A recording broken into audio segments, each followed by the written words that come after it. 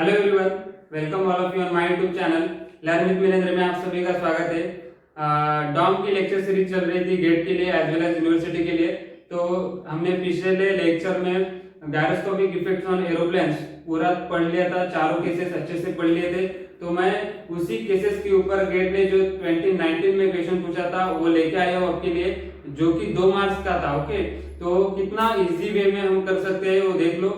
2 minute में यहाँ पे क्वेश्चन बन जाता अगर आपने चारों केसेस अच्छे से पढ़ा होता तो यहाँ पे देखो कि सबसे पहले तो आपकी स्क्रीन के ऊपर क्वेश्चन दिखाई दे रहा होगा। मैं फिर से आपको क्वेश्चन पढ़ा के बताता हूँ। किसी को सॉल्व करना है तो वीडियो को पॉज करके सॉल्व कर सकता है। यहाँ पे दिया है the rotor of turbojet engine of an aircraft has mass 180 kg। तो गिवन कंडीशन यहाँ पे मैंने पहले से लिख के रखा है। Mass of that aircraft is 180 kg. Okay, turbojet engine of aircraft has 180 kg and polar moment of inertia 10 kg meter square. तो मास भी दिया है और पोलर मोमेंट ऑफ इनर्शिया भी दिया है, तो कंफ्यूज नहीं होना है आपको। उसके बाद okay kg about a rotor axis, the rotor rotates at a constant speed of 1100 radians per second. Okay, 1100 radians per second in clockwise direction when view from the front of the aircraft. Okay, तो मैंने पिछले lecture में जो चारों cases लिए थे वो हमने व्यू फ्रॉम फ्रंट ही लिया था। मैंने किसी भी केस में बोला नहीं था कि ऑब्जर्वर आपका बैक एंड पे है। तो चारों केसेस में हमने ऑब्जर्वर फ्रंट पे ही है ऐसे अज्यूम करके लिए थे। ओके, केसेस लिए थे। तो यहाँ पे क्या दिया है, ऑब्जर्वर आपका फ्रंट एंड पे ही है, मतलब यहाँ पे ऑब्जर्वर रहेगा आपका। और उन्होंने बोला है कि प्रोपेलर का डायरेक्शन कैसा है, क्लॉकवाइज रोटेट हो रहा है। तो ये सारी चीजें उन्होंने मेंशन कर रखा है पहले से।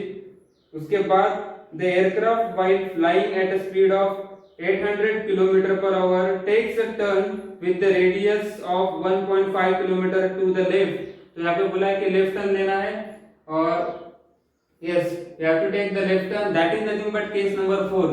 ओके, सो अगर किसी को रिजल्ट याद भी है तो डायरेक्टली रिजल्ट से भी पता कर सकता है।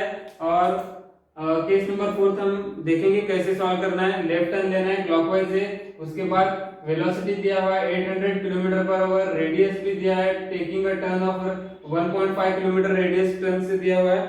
Okay, the gyroscopic moment exerted by the rotor on the aircraft structure and the direction of motion of the nose when the aircraft turns are. Okay, तो नोज का डायरेक्शन हमें बताना है, टेल एंड का नहीं बताना है। तो हमें खाली उन्होंने नोज का डायरेक्शन बोला गया है और हमें गायरोस्कोपिक कपल का मैग्नीट्यूड भी पूछा है। तो कैसे करेंगे यहाँ पे देख लो, सबसे इजी है। 4 ऑप्शंस उन्होंने देके रखे। तो हम देखेंगे कि यहाँ पे स्पिन वेक्टर किस तरफ आएगा। पहला तो हमें देखना है कि कौन सा टर्न ले रहे हैं।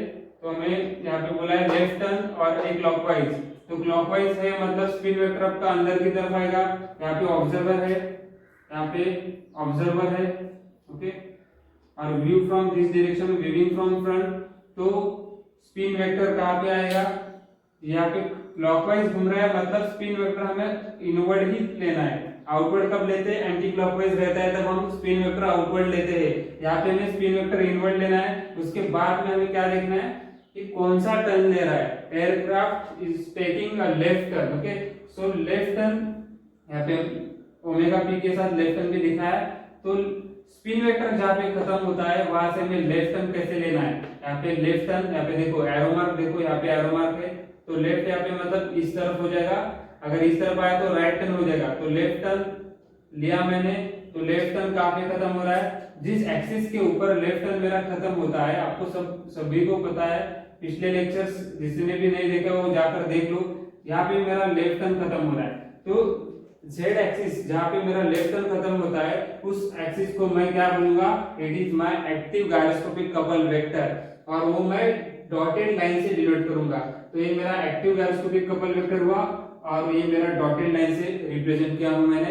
And opposite to that of the active, that is nothing but your reactive gyroscopic couple vector. Yes, तो एक्टिव के बराबर अपोजिट में मुझे क्या मिला, reactive gyroscopic couple vector, that is z dash, और it is indicated with proper straight line, continuous straight line. Okay, उसके बाद हमें क्या देखना है कि मैंने एक चीज हमें बोला था कि आपको याद रखना ही है चारों केसेस में कि अगर एक्टिव ऊपर की तरफ आता है, जैसे कि ये जेड एक्सिस है, जेड एक्सिस के ऊपर की तरफ एक्टिव आ रहा है, तो आपको क्या फोर्स जो भी लग रहा है, रिएक्टिव गायरोस्कोपिक कपल जो भी लगेगा वो पीछे की तरफ से आगे की तरफ ही लगेगा।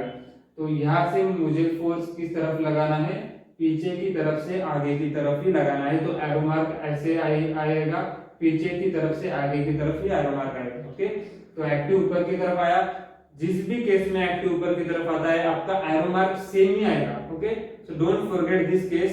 अगर एक्टिव नीचे आता है तो एरो मार्क पीछे की तरफ आएगा। तो ये आपको इधर एक केस कोई भी आपको याद ही रखना है। तो मुझे मिला कि रिएक्टिव गायरोस्कोपिक कपल में मुझे यहाँ पे फोर्स लग रहा है, तो मुझे फोर्स कहाँ से कहाँ मिल रहा है, पीछे की तरफ से आगे की तरफ मुझे रिएक्टिव कपल लग रहा है। तो यहाँ पे मेरा नोज एंड यहाँ पे है, तो यहाँ पे मेरा फोर्स लग रहा है, तो मेरा नोज एंड क्या हो जाएगा, डीप में चला जाएगा। और उन्होंने पूछा भी क्या है, यही उन्होंने पूछा है कि nose end is going to what will be the changes in nose end. तो नोज डीप में चला जाएगा और टेल एंड आपका रेज हो जाएगा। तो एक तो आंसर पता चला है कि हमारा नोज है तो डीप में चला जा रहा है। और उसके बाद हमें क्या लेना है, we have to find out the what is the magnitude of reactive gastroscopic couple। yes, तो हम कैसे फाइंड करेंगे, मैग्नीट्यूड फाइंड करने के लिए सबसे पहले आपको फॉर्मूला याद होना चाहिए। फॉर्मूला एक ही है गायरोस्कोप में, C is equal to I into omega p, where I is mass moment of inertia, omega is the angular speed of that rotor, and omega p is the precisional angular speed. So how to find out the precisional angular speed? That is the first task, because velocity of that flying jet is given, that is nothing but v in kilometer per hour. So v by r, that is precisional angular speed. So that is the basic thing, v by r. Just put here 800 kilometer per hour, just convert that kilometer per hour into meter per second. So 800 into 10 raised to 3 meter, and we have to convert that hour into second, that is nothing but 3600 divided by again the radius 1.5 kilometer. So convert that 1.5 into meter, 1.5 into 10 raised to 3. So you will get answer 0.148 meter per second. Then you have to just put the values over here. I जो भी दिया है, यहाँ पे मास भी देकर रखा है, लेकिन वो एडिशनल चीज है, आपको ज्यादा सोचना नहीं है, सीधा I पुट कर दो।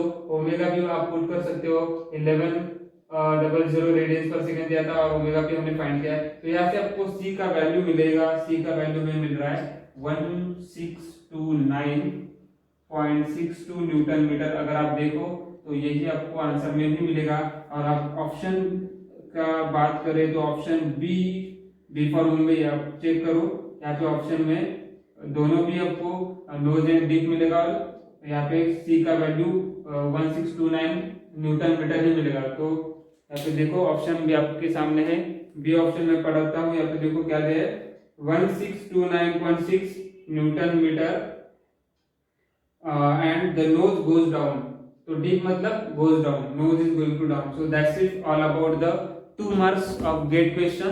Very easy, very simplified, because we have already studied that 4 cases. So GATE 2021 के लिए भी ये क्वेश्चंस की प्रिपेयर करो, जैसे कि गायरोस्कोप में एरोप्लेन्स के प्रॉब्लम है, 4 व्हीलर्स 2 व्हीलर्स के प्रॉब्लम भी आ सकते हैं, आइदर शिप के भी प्रॉब्लम आ सकते हैं। सो very all the best for GATE 2021, and thank you for watching my channel. If you are not subscribed my channel, please do subscribe.